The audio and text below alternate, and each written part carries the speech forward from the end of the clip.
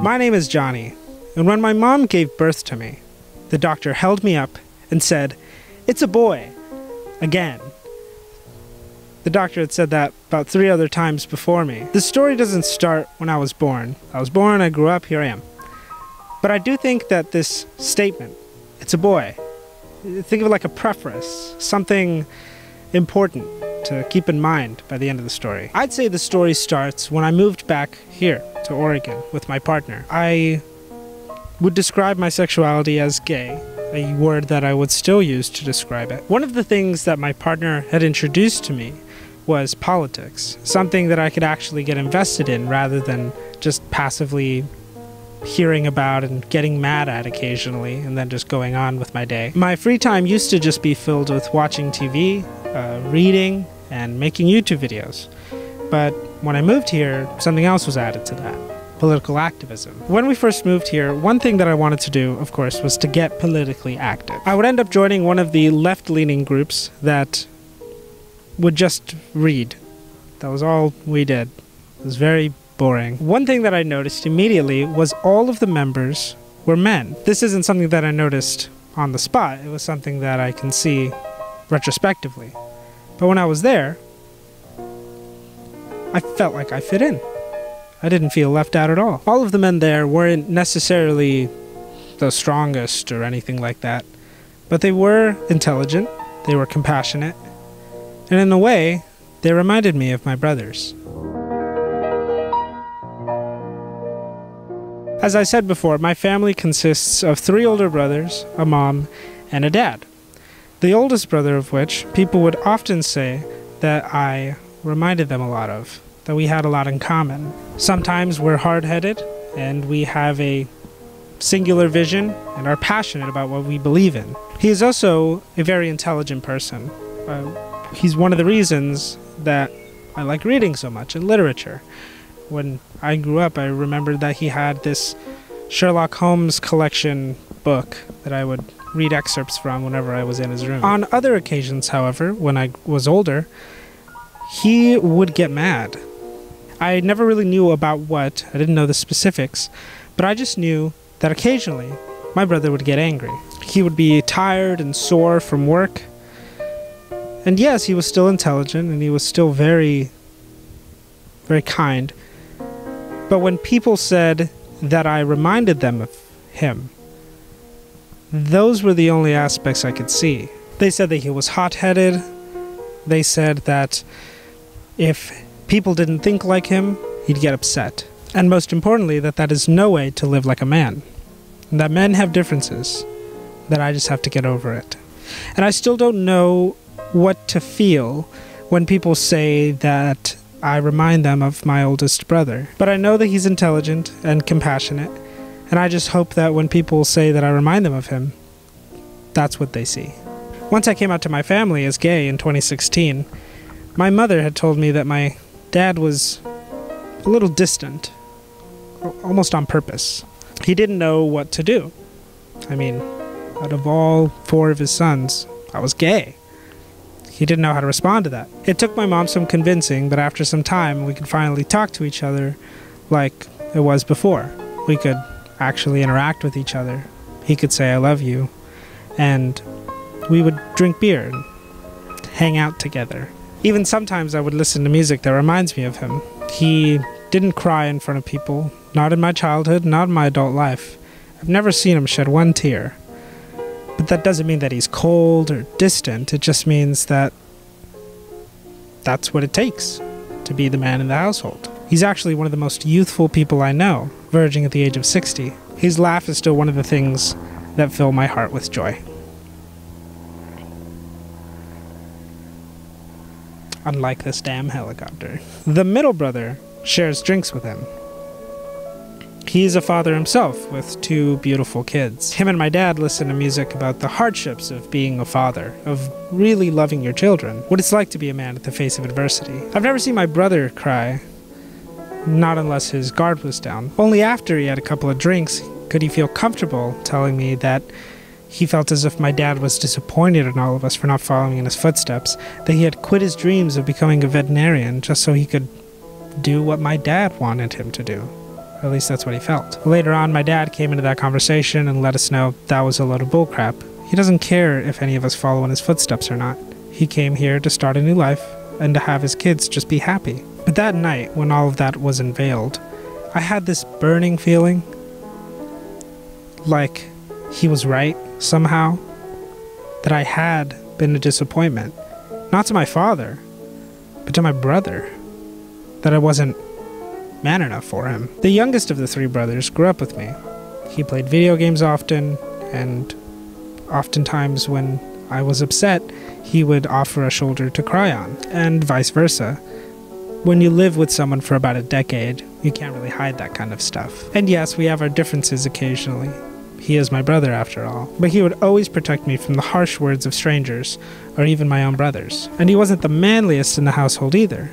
I mean, he studied most of the time. It was sciences, yes, but he wasn't necessarily interested in anything else that my father or my two brothers had interests in. He didn't necessarily say what was on his mind all of the time, but he did help me become the person that I am today, mainly because he wasn't trying to be something that he was not. All of these men, different, but they're strong, they're intelligent, they're compassionate.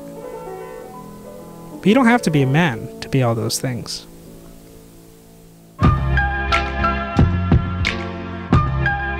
When I started working with my political reading group, I wanted to do something called the Really Really Free Market. It was an idea that I took when I lived in California, and it's basically this kind of marketplace that people would come and bring things that they didn't need back into the community. This is kind of as a way to combat waste. Instead of it going to a landfill, it would just go back into our hands. And it was also a way for people to start questioning how they consume and why we use money and all that kind of stuff, and a way to question the economic system that we have now. When I started doing this, getting my political views into an action, also known as praxis, I started to lose interest in this reading group. Yes, I think that reading about theory and knowing the philosophy of your beliefs is important, but I definitely think it shouldn't be the only thing you're doing. I wanted to build something, to create something, to make a community, start an event. So as time went on, they stopped hearing from us. One of the people who helped me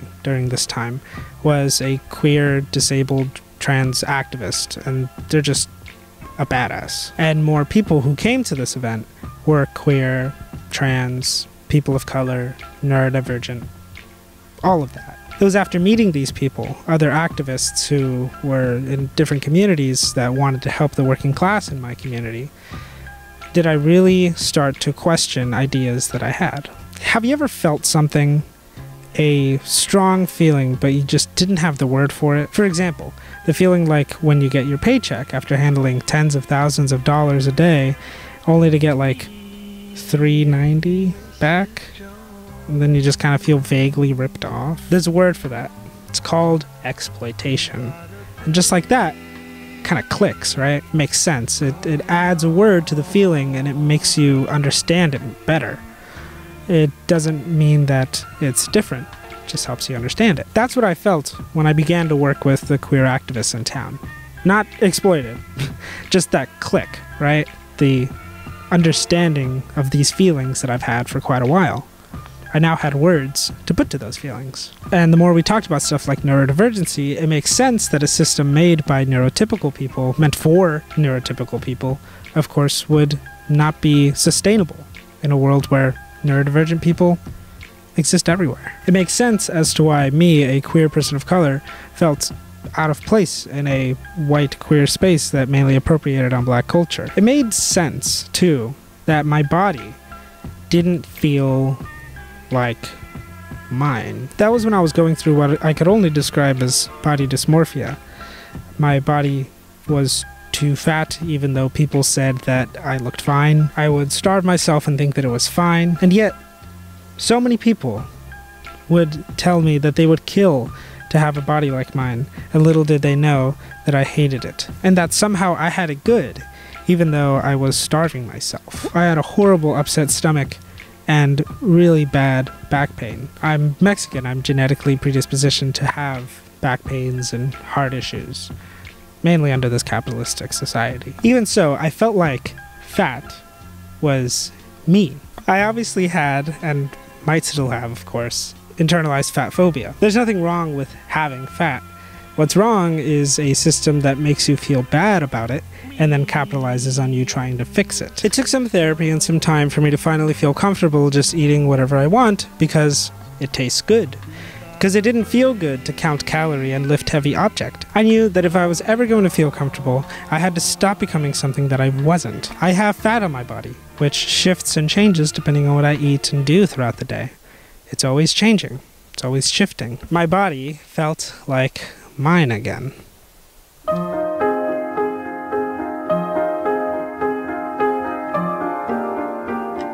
Abigail Thorne from PhilosophyTube said in her coming out video, quote, "When I was born, they said, 'It's a boy,' and this huge social and legal mechanism kicked into gear." It's because she's British, that's the joke. That meant that there were legal documents with the word boy on them, and that she went to an all-boys school. It's a whole thing. While I can't say that I've been through the same thing that she has, I felt like I was understood by a lot of my non-binary friends. When they explained that they had no gender, even though I had lots of progressive political views, I didn't quite understand. What does it mean to be queer gender, agender, non-binary, genderqueer, all that kind of stuff? What does that all mean? And how do I know that it's me too?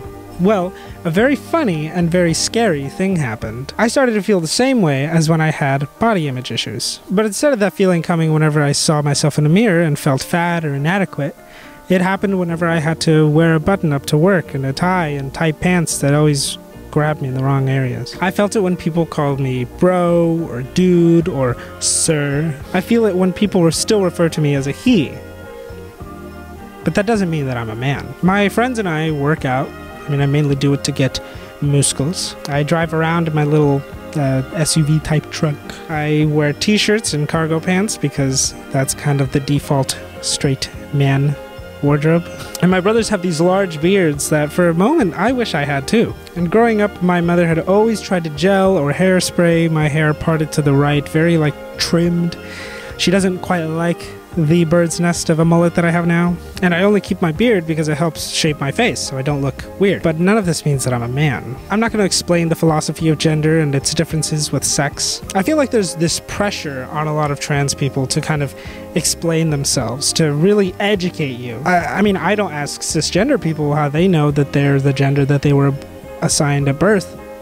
But maybe I should, because then maybe they'll understand how dumb the question is. If you'd like to know more about gender and sex, I recommend you do your own research, responsibly, of course. And most importantly, believe trans people when they say that they are trans. They are who they are. They've questioned it more than you have.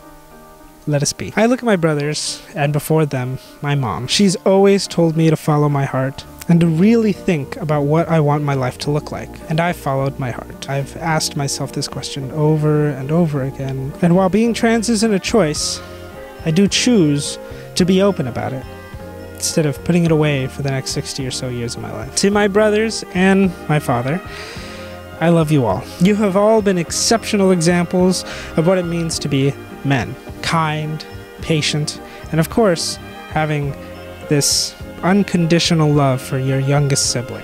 I hope I haven't disappointed you in any way. I hope you don't feel like I'm less of a person just because I've never been a man. And to those people who don't feel trans enough, or man enough, or woman enough, and that includes the past me, the one that you're currently saying goodbye to, just know that I love you just the way you are.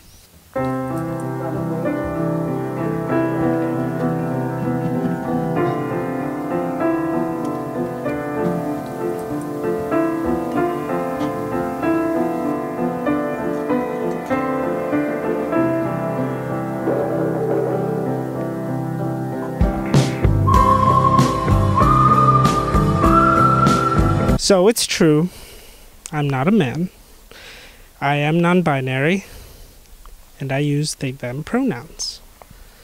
Yay! Now, of course, I do think that I should explain what that means. When people think of trans people, they usually think of one person transitioning from one part of the gender binary to the other. And that's completely valid. It's fine, it's great. The gender binary isn't necessarily or inherently a bad thing. I just think that when men use it to try to eradicate trans people and keep all the power, then there's an issue. And even as a masculine-presenting, non-binary person, I still have male privilege. But I am, of course, no man. I've told you most of my story on how I came to understand that I'm non-binary, and I'm glad to share this space where I'm comfortable to tell you. But being non-binary, for me, means that I just don't identify with any gender. I'm not a man, I'm not a woman, and having a penis or vagina doesn't mean anything, really, in that kind of sense. Some men have vaginas, some women have penises. Activities such as fixing a car might be seen as masculine, but women drive all the time, and sometimes they just need to fix their damn car. Sewing might be seen as effeminate, but sometimes men just have rips in their dirty, dirty underwear. The society they are under places these gender roles, but that's a whole conversation I'm not really wanting to do right now. But gender isn't always this big socio-political statement. Oftentimes it just means that I'd much rather wear a skirt than pants, because it's just more comfortable, or just, actually useful in the weather, because who the hell wants to wear skinny jeans when it's 109 outside? Yikes. But of course, my gender expression of wearing a skirt isn't unique to just being non-binary. Even a boy could do that. You don't have to be non-binary to wear something you like. Also, I have a lot of unlearning to do still. I have a lot of... I grew up, and in a way still live, with these ideas that I've placed on myself of what it means to be a man, and how I need to be one. But I only need to be myself. And I'm happy that I could be myself with you. My name is Johnny.